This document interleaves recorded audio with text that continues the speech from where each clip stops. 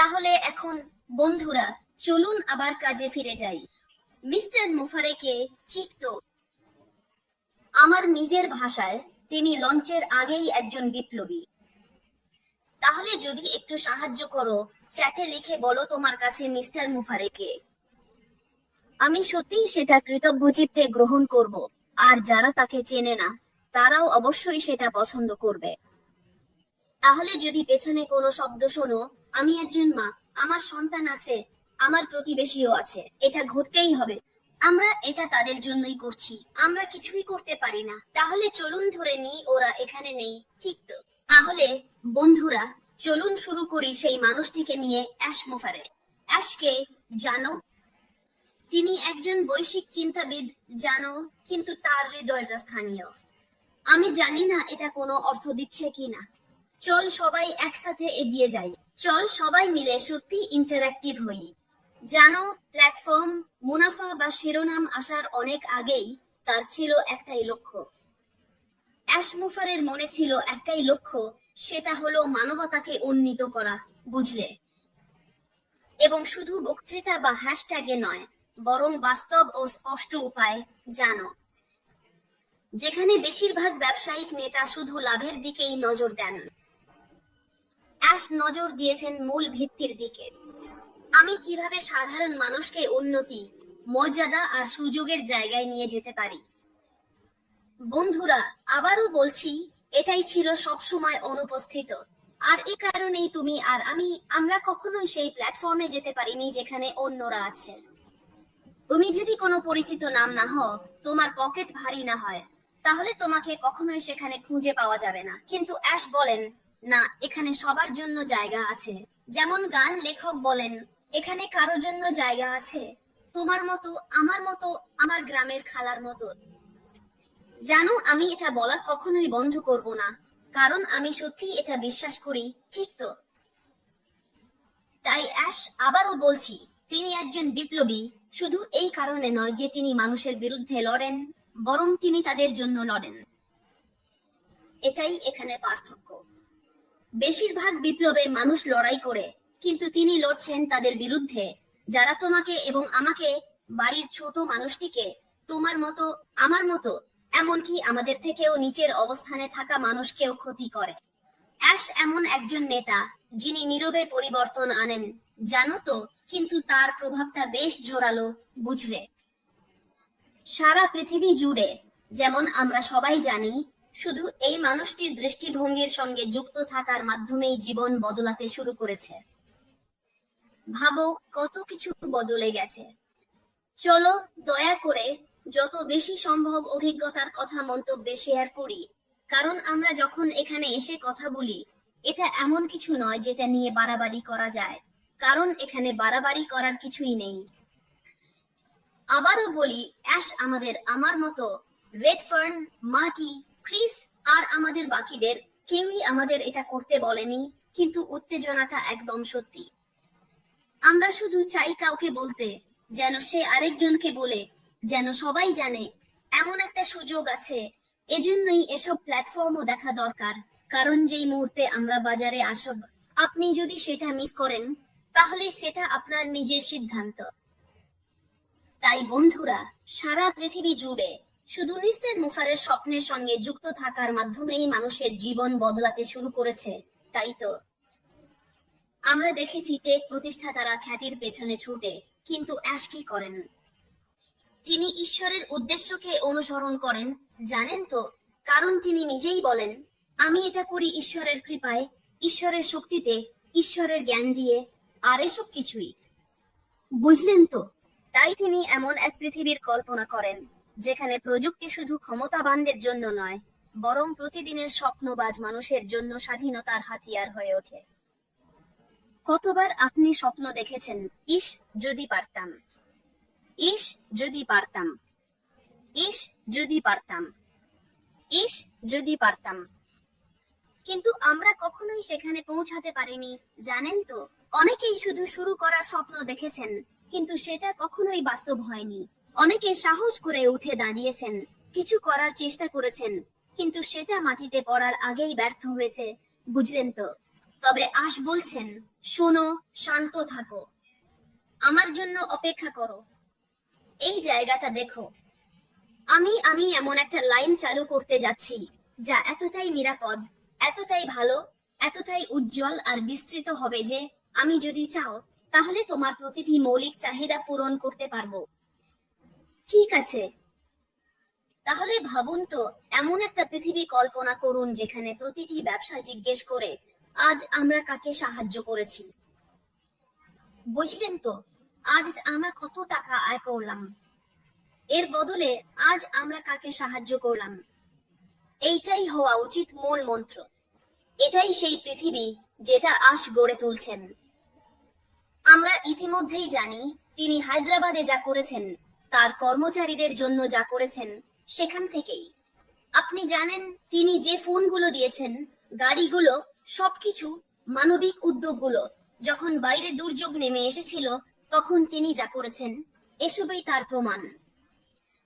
এটাই মুফারে, আজ আমরা কাকে সাহায্য করেছি। বুঝলেন তো, কারণ কতটা মানুষ তো আগেই কত টাকা উপার্জন করেছে। আমরা দেখেছি মানুষ billion billion pound, American dollar এসব উপার্জন করেছে। কোথায় সেটা? তারা এসব দিয়ে কি করছে? চাঁদে উড়ে যাচ্ছে আবার ফিরে আসছে, অথচ কেউ না খেয়ে আছে। এটা মিস্টার মুফারে নন। তাই বন্ধুরা, যদি আমাকে একটু সাহায্য করতে পারেন, সবচেয়ে ভালো হবে যদি একটা মন্তব্য করেন, এই আলোচনায় যোগ দেন। আমি এখনো কাউকে শাউট আউট দিচ্ছি না, কারণ যেমন বলি, আমার তো একটা মুখই আছে। তাই বন্ধুরা, আমাকে একটু সাহায্য করুন, তবে আমি আমার সর্বোচ্চ চেষ্টা করব। আমি জেওয়াইড জিনকে ধরলাম, তাই বলি, হাই জিন, হাই হান্না। বন্ধুরা, আজ আমি আমার সর্বোচ্চ চেষ্টা করব এটা করতে, কিন্তু আমি সত্যিই চাই সবাই এই আলোচনায় যোগ দিক, যাতে আমি একা একা না থাকি, ঠিক তো? তাহলে অ্যাশ শুধু নিজের অবস্থান বদলাচ্ছেন। তোমরা জানো ওর ক্ষমতায়নমূলক মানসিকতা, সবার অন্তর্ভুক্তি, সহনশীল মনোভাব, এটাই ওকে এমন এক বিপ্লবী করে তুলেছে, বুঝলে? তাহলে অ্যাশের সবচেয়ে সুন্দর বিষয়গুলোর একটি হলো সে সবার জন্য। সে খুবই মিষ্টি। তুমি চাইলে ওকে কিউটও বলতে পারো। তাকে যে কোনো কিছু বলো, যতক্ষণ সেটা ইতিবাচক, ঠিক আছে, সেটাই চলে। তাহলে অ্যাশ, সে তোমার জাতি, বয়স, গড়ন, ধর্ম কিছুই নিয়ে ভাবে না, এসব কিছুই তার কাছে গুরুত্বপূর্ণ না। তুমি যদি পৃথিবীর বুকে হাঁটা একজন মানুষ হও, সে তার হাত এতটাই প্রসারিত করে যে সবাইকে জড়িয়ে ধরে, সবাইকে আলিঙ্গন করে। বুঝলে? তোমার শিক্ষাগত পটভূমি, তোমার অবস্থান, তোমার সম্পদ কিছুই আসে যায় না। মিস্টার মুফারের কাছে এসবের কোনো গুরুত্ব নেই। তুমি যদি মানুষ হও, সেটাই যথেষ্ট। তুমি তার ব্যবসা, তার স্বপ্ন, তার যাত্রা, তার আন্দোলন, তার ইকোসিস্টেমে অন্তর্ভুক্ত। যতক্ষণ তুমি সেটা করতে ইচ্ছুক, কারণ সে তোমার জন্য সেই সুযোগটা রেখে দেয়, তাই তো? তাই অ্যাশ এমন একটা ইকোসিস্টেম তৈরি করেছেন যেখানে বৈচিত্র্য শুধু স্বাগতই নয়, বরং উদযাপন করা হয়। আমরা সেটা বুঝতে পারি। আমি জানি না কিভাবে সরাসরি গিয়ে বলবো, জিন, আমি তাকে বোন বলে ডাকি। আমি উহো উহো উহো ব্রুস গাস্টিনকে, আমি তাকে বড় ভাই ব্রুস বলে ডাকি। আমি মার্টি ডিডামোকেও ডাকি। আমি মাটির পাশে থাকলে খুব দুষ্টু ছোট বোন হতে পারি। সে সব সময় আমাকে পার্কে পাঠাতে চাইতো। এটা কোনো মজা নয়। এটাই তো মিস্টার মুফারে আমাদের সঙ্গে করেছেন, তাই না? এটা কি করে? আজকের আগে কোথায় এমনটা দেখেছেন? আবারও বলছি, বন্ধুরা, আমি শুধু জানতে চাই সবাই কি আমাকে শুনতে পাচ্ছেন, যাতে আমাকে একা একা সব চালাতে না হয়। এটা একেবারেই গ্রহণযোগ্য হবে না। তাই বন্ধুরা, আমাকে জানান, আমি এগিয়ে যাওয়ার আগে আপনারা কি এখনো আমাকে শুনতে পাচ্ছেন? দয়া করে, দয়া করে, দয়া করে আমাকে জানান। আমি শুধু কয়েকটা থাম্বস আপ চাই যাতে বুঝতে পারি। হ্যাঁ, ধন্যবাদ, ধন্যবাদ। আমার ভাই ড্যানিয়েল সানি পিএনজি থেকে। ধন্যবাদ, স্বাগতম ড্যানিয়েল। ভাই ড্যানিয়েল, এখন কতটা বাজে আমাকে জানান। শুনুন, ধন্যবাদ জিন, আপনি ঠিক বলেছেন। আমরা অনস্টপে বলে আছি, এটাই অন প্যাসিভ। ঠিক আছে, তাহলে আশ যেটা করেছেন তার মধ্যে অন্যতম হলো তিনি তার হাত এতটাই প্রসারিত করেছেন যে তিনি এমন মানুষদেরও আপন করে নিয়েছেন যাদের অন্যরা প্রত্যাখ্যান করেছিল। সেদিন আমি শুধু আমি আমি আমি মাঝে মাঝে এটা অপছন্দ করি যখন আমি কিছু বলার আগেই হঠাৎ আবেগপ্রবণ হয়ে পড়ি। আমি হঠাৎ করেই ক্রিস জনসনের লাইভে চলে গিয়েছিলাম ডেভের সঙ্গে। আমার মনে হয় ওটা ডেভই ছিল। আসলে ঈশ্বরের কৃপায় আমাকে ডেভের ভিডিওর কিছু অংশ ক্রিসের সঙ্গে করতে হবে। সে এমন একটা গল্প শেয়ার করেছিল যা আমাকে গভীরভাবে ছুঁয়ে গিয়েছিল। ওটা আমি আমি আমি আমি শুধু আমি খুশি, কারণ আমি বড় মেয়ে এবং সাধারণত প্রকাশ্যে এসব করি না, কিন্তু যদি আমি কেড়ে ফেলি তাতে আমার কোনো আপত্তি নেই। এটাই আমার অনুভূতি। আমি ওর জন্য করুণা দেখাতে চাই না, কিন্তু আমি শুধু ভাবছি মানুষ অনেক কিছু পার করেছে যখন তাদের আসলে এসবের মধ্য দিয়ে যাওয়ার কথা ছিল না। তারা কোনো না কোনো ভাবে সাহায্য পেতে পারত। তারা চায় এমনকি তাদের পরিস্থিতি, তাদের অভিজ্ঞতাগুলো অন্যদের সাহায্য করতে কাজে লাগাতে, যাতে অন্যরা হয়তো এড়াতে পারে, পরিস্থিতি সামাল দিতে পারে বা যাই হোক। কিন্তু তারপরও কোনো সাহায্য নেই, কিছুই নেই। তারা অবহেলিত বোধ করে, তারা পরিত্যক্ত মনে করে। এটা এমন হওয়ার কথা নয়। এই মানুষগুলোর জন্যই মিস্টার মুফারে কাজ করছেন। অ্যাশ বলছেন, শোনো, তোমাকে শুধু সেখানে ফেলে রাখা হয়েছে কারণ মানুষ অবহেলা করেছে।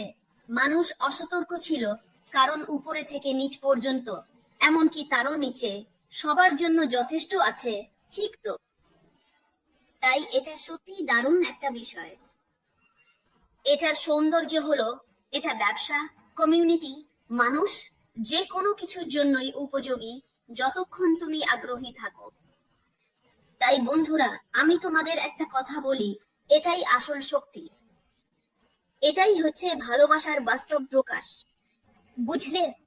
শুধু আমি তোমাকে ভালোবাসি বললেই হয় না, বা যেমনটা আমরা গতকাল হিরোস ওয়েবিনারে আলোচনা করছিলাম, যেখানে আমি মানুষের কথার ভিত্তিতে মন্তব্য করছিলাম। দেখো, উত্তরাধিকার রেখে যাওয়া শুধু টাকার মধ্যে সীমাবদ্ধ নয়, কেবল সম্পদ বা বস্তুগত জিনিসের মধ্যে নয়। ভালোবাসার বাস্তব প্রকাশ, সহানুভূতির ইতিবাচক মানসিকতার উত্তরাধিকার রেখে যাওয়া, যেমনটা আমরা গতকাল আলোচনা করেছি। এটাই তো অ্যাশ মুফারের পরিচয়, তাই না? তাই অ্যাশ সেই মানুষ, যখন অন্যরা দেয়াল তুলতে ব্যস্ত, তখন সে সেতু তৈরি করছে। এই কারণেই আমার এই ভাই আছে, এই এই আলেক্স স্লোভেনিয়া থেকে। সে বলে অনেক কিছুই আমরা করতে পারি। আমরা সব ব্যবসা, সব ভ্রমণ আর যা কিছু করতে চাই সবই করতে পারি, কারণ এভাবেই আমরা নিজেদের সারা বিশ্বে ছড়িয়ে দিয়েছি। আর তোমার যে কোনো দেশেই পরিবার আছে, সব দেশেই। আর তাই সেখানে আছে পরিচিতি, আছে ভালোবাসা, আছে আছে বিশ্বাস। আমি সেই জায়গায় যেতে চাই যেখানে সব সময় যেতে চেয়েছি, কারণ সেখানে আমার ভাই আছে, আমার বোন আছে, আর তারা অপেক্ষা করছে আমাকে গ্রহণ করার জন্য, আমাকে স্বাগত জানানোর জন্য। বুঝতে পারছো? তাহলে যখন দুনিয়া বলল তুমি যোগ্য নও, তখন মিস্টার মুফারে কি বলেন? তোমাকে ডাকা হয়েছে, ঠিক তো? এটা কতটা মিষ্টি, কতটা দয়ালু। আর উনি সেই বিরল ধরনের একজন মানুষ যাদেরকে পৃথিবীতে হাঁটতে দেখা যায়, বিশেষ করে আজকের দিনে। ঠিক তো? ওই মানসিকতা, সবকিছুকে আলিঙ্গন করার, জানো তো, সবকিছুর পরেও। এটা শুধু ব্যবসায় বিরল নয়, এটা বিপ্লবী, কারণ এটা জীবন বদলে দেয়, পরিস্থিতি বদলে দেয়, সবকিছু একেবারে উল্টে দেয়। যেসব জিনিস অসম্ভব মনে হয়েছিল, সেই আমি পারি না চলে যায়। আর আশ বলেন, শোনো, এটা সম্ভব। তাই বন্ধুরা, যদি কখন নিজেকে অদৃশ্য বা উপেক্ষিত মনে হয়ে থাকে, তাহলে চ্যাটে একটা আগুনের ইমোজি দাও। আর শোনো, আশের মতো মানুষরা এই পরিস্থিতি বদলে দিচ্ছে। আমি তাদের একজন, ঠিক তো?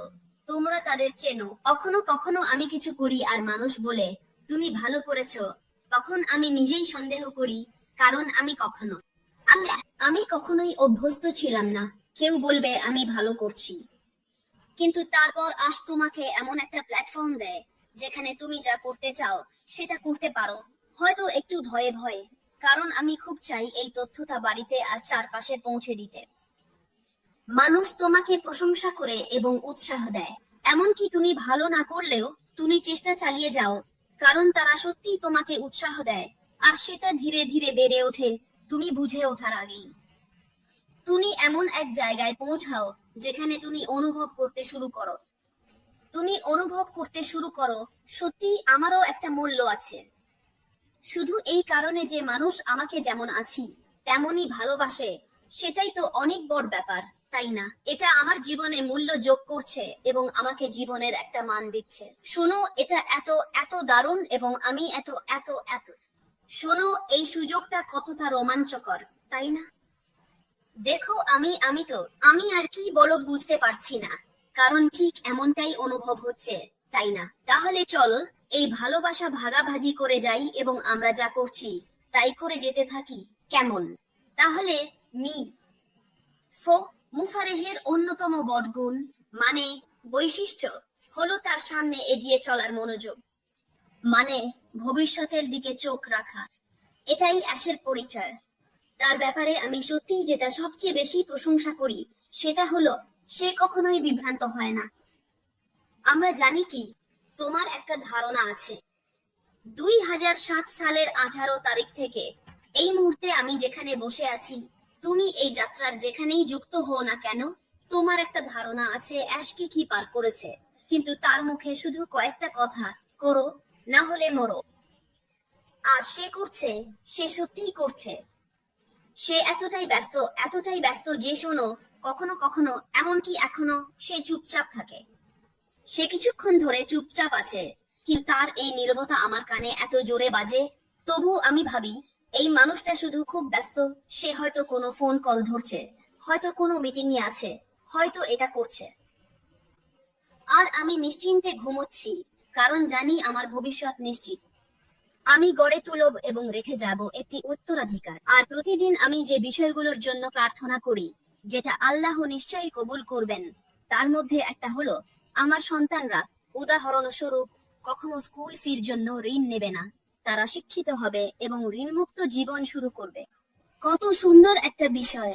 আমাদের পরিবার, আমাদের কমিউনিটি, আমাদের ব্যবসা, আমাদের সংগঠন, আমাদের প্রতিষ্ঠান, সবকিছুর মধ্যে লাখ লাখ ঘটনার মধ্যে এটা একটা, বুঝতে পারছো?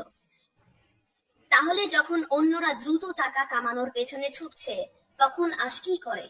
সে ধীরে ধীরে প্রজন্মগত প্রভাবের পরিকল্পনা করছে। আমি জানি না এটা তোমার কাছে যুক্তিসঙ্গত লাগছে কিনা, তাহলে তুমি নিশ্চয়ই মন্তব্যে আমার সঙ্গে একমত হবে, তাই তো? আশ দীর্ঘমেয়াদী লক্ষ্যেই মনোযোগী। তার মানসিকতা হলো আমি আজ যা গড়ে তুলছি তা আগামীকাল অনেককে আশীর্বাদ দেবে। আর এই অনেকেই যারা আগামীকাল আশীর্বাদ পাবে, তাদের মধ্যে আছে তোমার সন্তান, তাদের সন্তান, তাদেরও সন্তান এবং তাদেরও সন্তান, কারণ এটা হচ্ছে প্রজন্মগত সম্পদ। এটাই সেই উত্তরাধিকার যা চিরকাল টিকে থাকবে। এখনো যদি তুমি এর অংশ না হও, তাহলে কেই বা এর বাইরে থাকতে চায়? এই জায়গার দিকে নজর রাখো, প্রশ্ন করো, উত্তেজিত হও এবং জ্ঞান অর্জন করো।